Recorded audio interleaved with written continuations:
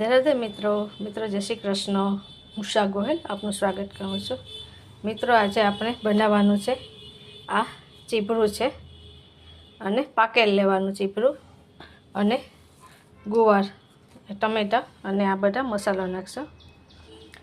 આ સબ્જી મારી દાદી બનાવતા એને બહુ પ્રિય હતી અને મારા દાદીના હાથની અમે પણ આ સબ્જી ખાધી છે। તો આજે અમે આ સબ્જી બનાવશું। તો આપણે પહેલાં તેના પીસ કરી લઈશું।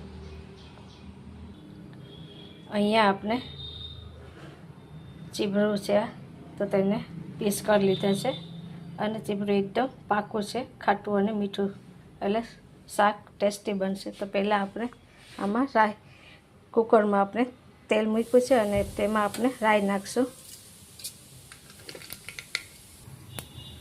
થોડી આપણે હિંગ નાખશું અને આ બધી સબ્જી તેમાં નાખી દઈશું।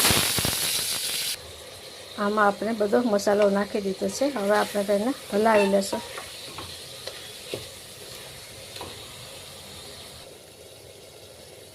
સબ્જી આપણી તૈયાર થઈ ગઈ છે, આપ જોઈ શકો છો। સ્વાદમાં એકદમ સરસ લાગે છે અને આ મારી દાદીમાનું પ્રિય શાક હતું। તો તમે પણ આવી રીતે ગુવાર અને ચીબરાનું સબ્જી એક વખત બનાવજો। રાધે રાધે। રાધે મિત્રો જય શ્રી કૃષ્ણ। હું ઉષા ગોહેલ આપનું સ્વાગત કરું છું। મિત્રો આજે આપણે બનાવવાનું છે આ ચીપરું છે અને પાકેલ લેવાનું ચીપરું અને ગુવાર ટમેટા અને આ બધા મસાલો નાખશો।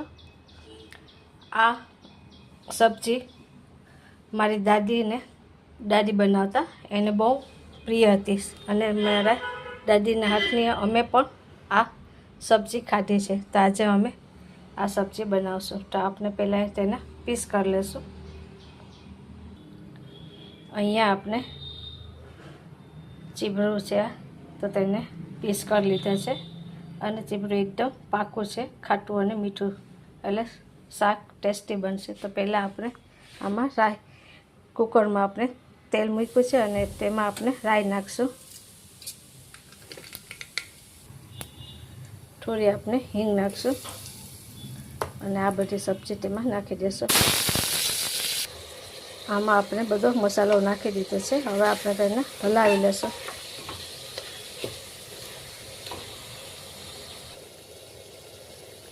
સબ્જી આપણી તૈયાર થઈ ગઈ છે, આપ જોઈ શકો છો।